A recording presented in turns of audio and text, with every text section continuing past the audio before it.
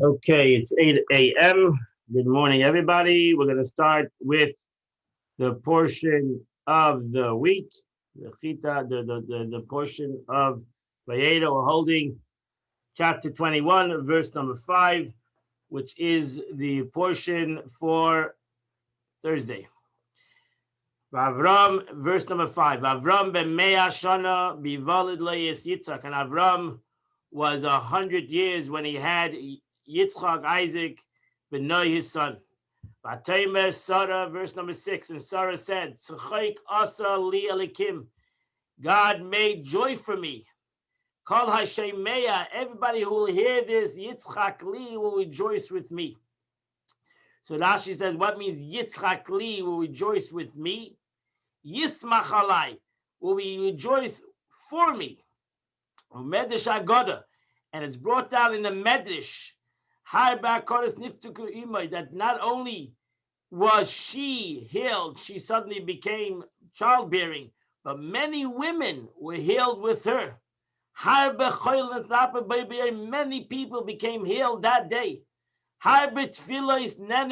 Many prayers were heard with her. And there was a lot of happiness in the world. And that's what you said. Everybody's happy. This has affected many, many, many people. Verse number 7. And she said, Mi milel Avram. Who would have said to Avram? He Nico Bonim saw that Sarah would nurse children. He lied to Ben Laskuna, where I bore a son in his old age. Now she says, Mi Milel, who would have said this to Abraham? Loshe Shvach v'chshivus. This is a praise, this is an expression of praise. And in the meaning, it means it was said, she said, who would have thought and have done, who could have done all this? Shem Haftachasa, only God could have, who made the promise. HaKadosh Baruch Hu Maftiach, God makes a promise, and he does his promise. Milel, Rashi says, what's the meaning of Milel? It's a very unusual word. It should diber. Usually the word would be diber. But Rashi says, why does he use the word Milel? Because Milel is the numerical value of 100. Mem is 40, Lamed is 30, Lamed is 30. Together makes 100. Hiniku banim Sarah. Hiniku banim Sarah. Sarah nursed many children. So what does that mean? She only had one child. So now she says, on the day of the feast, the princesses brought their children with them, and she nursed them. Wow. Why did she nurse all the children? Because they said Sarah didn't give birth. This must have picked up a child on someplace. But a woman that gives birth, that couldn't give birth before, can suddenly nurse. So she showed everybody that she had the capability at the age of 90 to nurse, and so you can prove that she had this child. Verse number 8. The young boy grew up. Yitzhak grew up. And he was weaned from his mother. Avram mishta gadol, and Avram made a big celebration. See the day that Isaac was weaned. When did that happen? Rashi says, the Medrash says, at the end of 24 months. Mishta gadol, what means a big celebration? How big was the Kiddush? So Rashi says the meaning is it means not the beauty of the party, it means the great people that came to the party. Shem and Avid, Avimelech. So he had kings and great personalities at this party. Verse number 9. And Sarah saw the son of Hagar, who was a mitzvah, who was an Egyptian. He saw that he was making merry. So Rashi says, what means he was making merry? It's an expression of idolatry, as it's brought down later in Exodus that they got up to make merry. They started to make with the golden calf. Another meaning of mitzachek, that it's an expression of immorality, as it's brought down later on. Litzachik be with Yosef, they came and you brought here Yosef to bring immorality to the situation. Another expression Rashi says, mitzachek lashon etzicha, that she said he is killing people. He has murderous tendencies. So verse number 10, so she said to Abraham, Gorish ha'amazois, chase away this maid. There's banana child. Because this son, my son will not inherit in Beni Yitzchak with my child Yitzchak. So Rashi says it's an interesting from her complaint. You see the main problem over here. When she said that this child will not inherit with my child, you can see what was happening. That Yishmael was arguing with Yitzchak on the inheritance. And when they would go out to the field, he was old, he was 13 years older. And he would go out to the field and he would start shooting arrows at him, hoping to kill him. And therefore she said, no, we cannot have this. This guy is trying to basically kill your child. And that's what happened. That's why he said they need to send it, because he had murderous tendencies in him. So Rashi says, "In Beni im Yitzchak, with my son, with Yitzchak." That's the double expression, with my son, with Yitzchak. So she said, it doesn't make a difference how great he is. Even though you can tell me maybe he'll do tshuva, he'll be a great guy. Doesn't make a difference. He's not going to inherit with my son, and even if like Yitzchak, he's not going to inherit with Yitzchak. He cannot have the same inheritance with my son. And therefore, especially now that he has murderous tendencies, you need to send him packing. But verse 11. Avram was greatly displeased, greatly pained about his son. So Rashi says, what does that mean? About his son. Because now he heard, maybe he didn't want to believe it, but he heard it from his wife, from Sarah, that his son Yishmael was going out to wicked ways. Or the simple interpretation is that to send away his son. You should know in general, when Rashi usually the first interpretation, when Rashi gives two interpretations, usually the first interpretation is closer to the meaning of the verse. And therefore, that he was pained on that his son went out to wickedness. Verse 12. So God said to Abraham, don't be worried about the maid, don't care about the kid, don't worry about the kid and about the maidservant. Whatever Sarah tells you, listen to her. Because in Yitzchak, your children, your seed will be called. So now she says over here, it's a very interesting thing that God says to Abraham, listen to Sarah. And from here we learn that Abraham was lower, was inferior to Sarah's prophecy. Sarah was a greater prophet than Abraham. Verse 13. Don't worry about the child. I will make him a great nation. Because he is your offspring. Verse 14. Avram got up in the morning. He took some bread. He took a pitcher of water. He gave it to Hagar. He put the child on her shoulder. He put it on her shoulder. And the child. He sent her off on her way.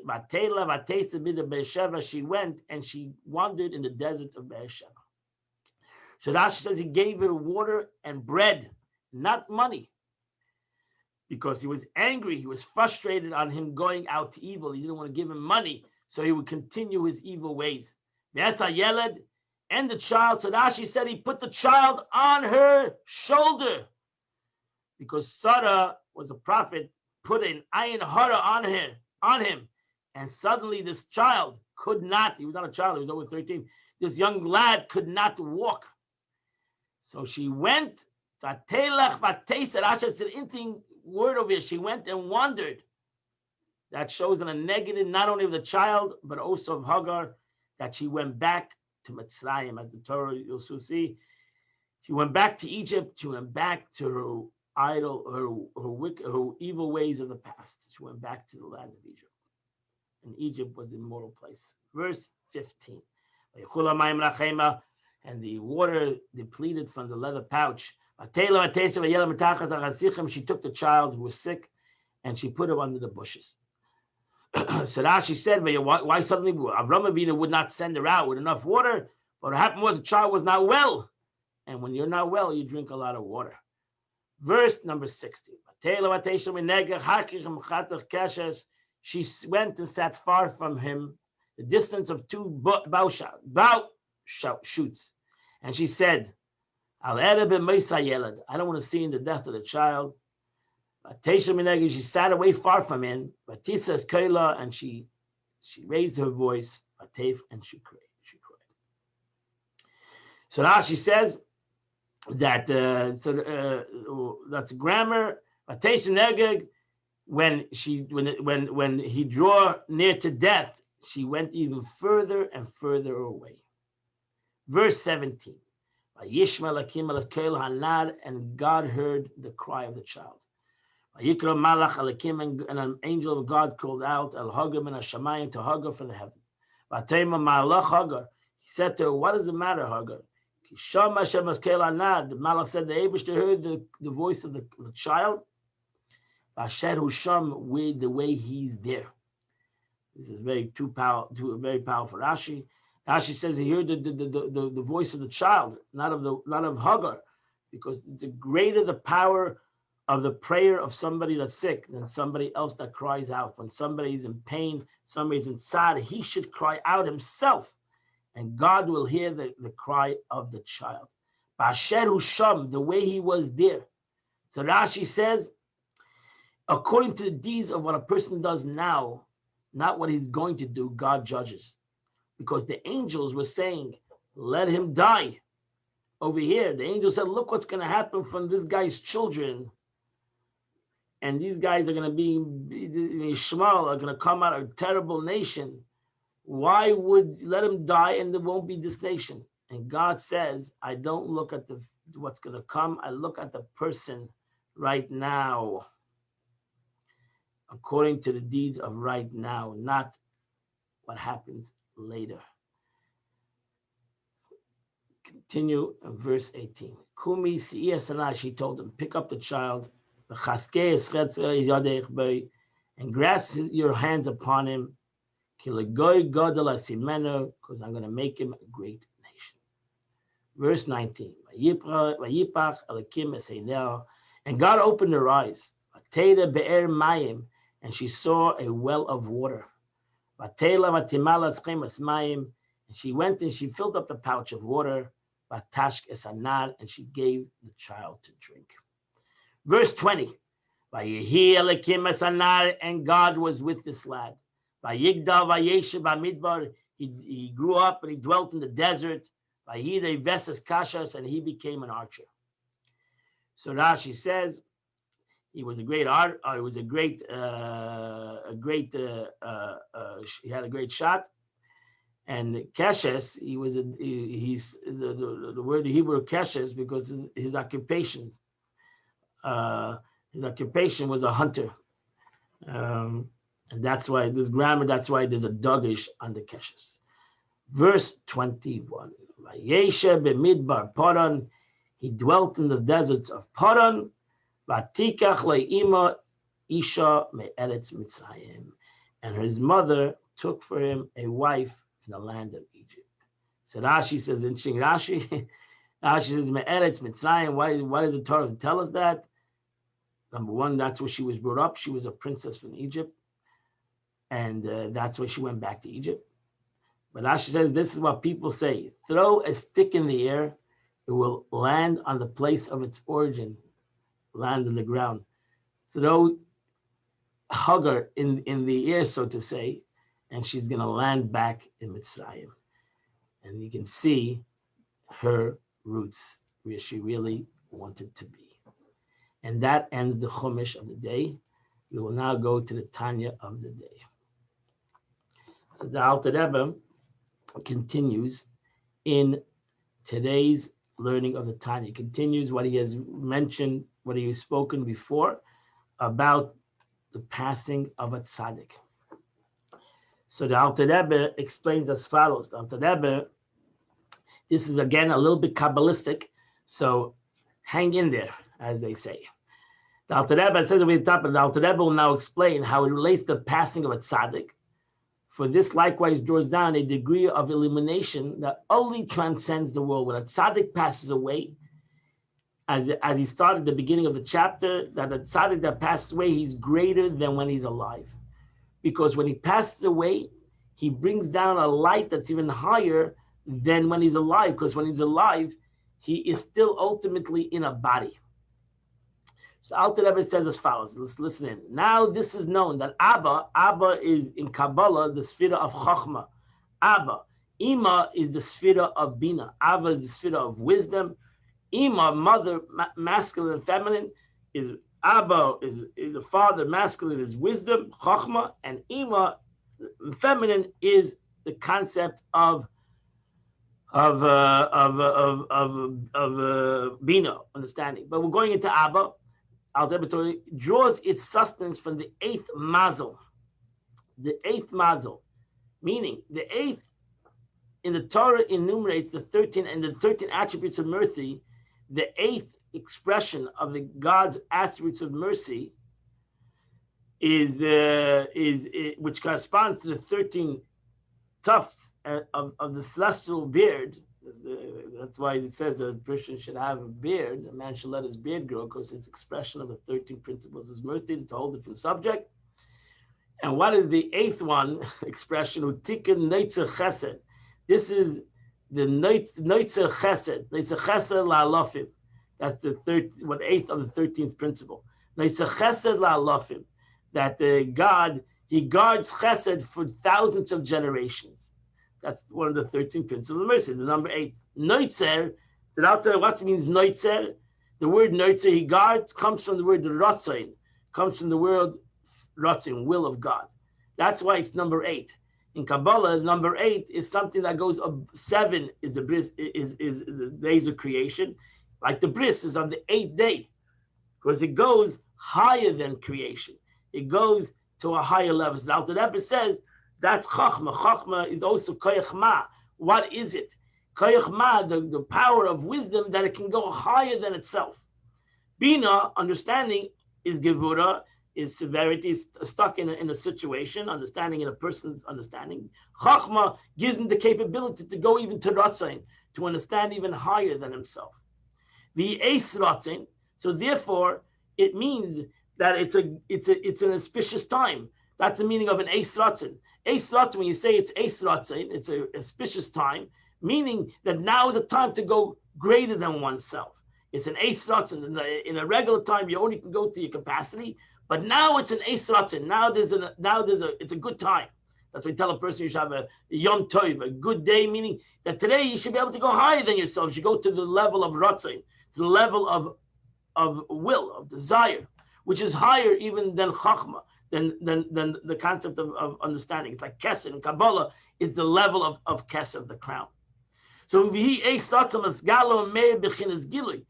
is an Eis Ratzin. So that's why when a tzaddik passes away, it becomes an Eis Ratzin, a time of great capabilities to connect to the tzaddik even more than when he was in this world. That becomes revealed and radiates in manifest way from above downwards at the time of the passing of the tzaddik. Over Havaya, that the tzaddik who served God with love, the Mesiras Nafshon L'Havaya B'Chaim, who served God with love and they surrendered their soul to God during their lifetime, Arvis V'Shachris, whether it was the morning or the evening, a special B'Krishma in the saying of Krishma. What happened when the tzaddik did that? Because through their service in this world when they were alive, they elevated the lower, the feminine waters, which we mentioned already yesterday. They lowered the feminine water, which is symbolic of the elevation of the world. That was actually one of the services of Yitzchak. He dug wells, he revealed the hidden waters, which is in Kabbalah, the feminine waters. To Abba and Ima, they brought up their service to wisdom, Chachma and Bina, during the reading of the Shema. So they took The concept about it, Shema, is to hear, and then Vahafta, to take the emotions and bring it up to the wisdom.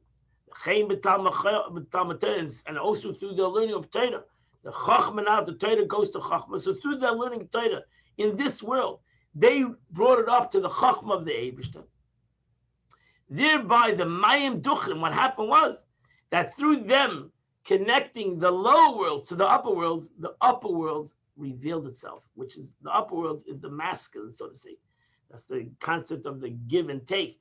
So we elevate the world to a higher stance, gives it a capability for the upper worlds, God, to reveal himself to this world, which were elicited and drawn down from Noitzer Chesed, from the Ratzon, which is higher than the wisdom, and in essence, through their service, they reveal a greater Chachma, they reveal a greater wisdom. And that's the Avodah in general. Through our service above, we reveal a greater light above, from above. But a tzaddik self in the Suda has even a greater power of doing that. And indeed, it is these illumination that radiates in a manifest way at the time of the passing of the tzaddik. So when the tzaddik passed away, these Oidus Elyonim, these unbelievable lights that are above even the tzaddik's chachma itself, are revealed in a greater way, because they can be revealed in a greater way, because the tzaddik himself is not connected to the physical anymore. He doesn't have the confines of the physical world. Kenoida, as it's known, Shakala Amala Adam, all efforts of man, Shem Omla Nafshe Bechayev, which his soul toiled during his lifetime, and which remains above in a hidden and obscure state. That means everybody's service, everybody. What do you think? All the davening and all the prayers and all the goodness that you did in this world, right? What do you think? It only affects this world. It has a great effect l'mayla. It has an unbelievable effect on mind. It's like you have a bank in heaven. That is revealed. It cannot be revealed sometimes when a person's alive, because he's ultimately limited. These Oidus Elyonim, these unbelievable lights that a person reveals through his service that he can't even see sometimes, he doesn't have the capability to see, will be revealed. It's revealed and radiates and manifests way from above that at a time of passing. That's why in general you should know, Kabbalah says that when a person passes away, that moment of passing is a very great revelation. Because at that moment, this oidus that couldn't have been revealed is revealed in the world. That's what happens so you can understand it by a regular person, for surely by a tzaddik, that his oidus, his light that he banked, so to say, up there in heaven, that didn't have the capability of revelation, suddenly when he passes away, bingo, opens up the capability of all this revelation. So the Alter Rebbe said, so maybe you see sometimes people become greater when they pass away than when they're alive. They become more, you have a greater influence sometimes in the world, after their passing. And sometimes you see that even by some righteous people. So by the illumination of Noitzer Chesed that is revealed at the time of passing. So the Alter Rebbe says, why? Because in the time of passing, the 8th level of mercy is revealed, Noitzer Chesed. Meir Chesed Havayim Ha'olam V'Ada Ha'olam. The Chesed of God radiates from the world to the world, from the world of concealment down to the world of revelation, on those who fear. Upoil Yeshua is because this power, this light is revealed in the world. And it affects the world, even ultimately to atone the sins of the generation. That's why it's connected to the red heifer. Mazel Neitzer, because the mazel in general, we call mazel is luck, but mazel means noizel. The word mazel, you say mazel tov. There's no luck by a Jew. Mazel tov means that it should be noizel. It should come down. Noizel means to drip, to flow. So we say mazel tov means that today is a great day, And therefore, today, you should be able to receive a greater light, especially on a simcha. So today is an auspicious day. Today's your birthday. Mazel tov. That today is your birthday, that your neshama, my neshama, is revealed in a greater way. That I say mazel tov, it should be noizel, it should come down a greater revelation today, because my neshama is revealed greater today. So the Alter Rebbe says over here the same thing. Noitzer chesed, when the tzaddik dies, the 8th level of mercy is revealed in a great way, and it's noitzer. It comes down from the mazel of noitzer chesed, is that moichen stima, the hidden wisdom from arach ampin, which is the chachma of keser. Okay, arach ampin is the Kabbalistic term of the world of Keser, which is higher than the world of wisdom, the crown, which is the source of the task of Berudim. Only Noitzer Chesed, only a greater power from a greater than wisdom can change the world. It's very hard to change the world, especially the tumah of the world, through the actions of the world. We need to have a greater power to be able to transform darkness into light. And to change over the darkness. The Shviras HaKelim, from the breakage of the vessel that happened the first day of creation, to light to the world of Tikkun. That only the death of a tzaddik can do, the passing of a tzaddik can do, and the para aduma that can take something that's impure and transform it to purity, because it comes when the paraduma revealed a greater light, and so too when the tzaddik passes away, he reveals an unbelievable, powerful light from above. The opposite, not that way when even the sacrifices that were on the altar, that they only forgive on inadvertent sins. Why? Because it's only overcoming your animalistic soul, which still derives its form from Noiga, which still has good in it.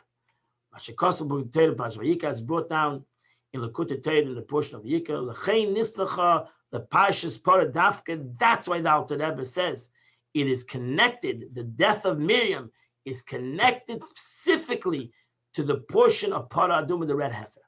Ma Para, just like Para can atone even the impure of the highest level of impurity, so too the death of Miriam, the passing of Miriam, and the passing of every tzaddik can transform and change the world in a much greater way.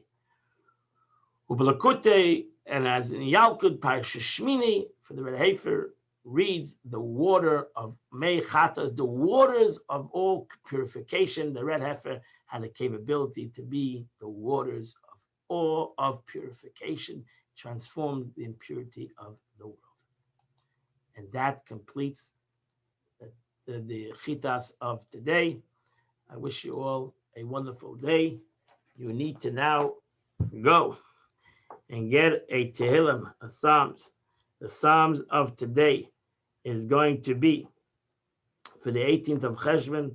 The Psalms for Tehillim are going to be 88, 89, 88 and 89. No, today's, Peches, 18 days, Peches and Peites, 88 and 89.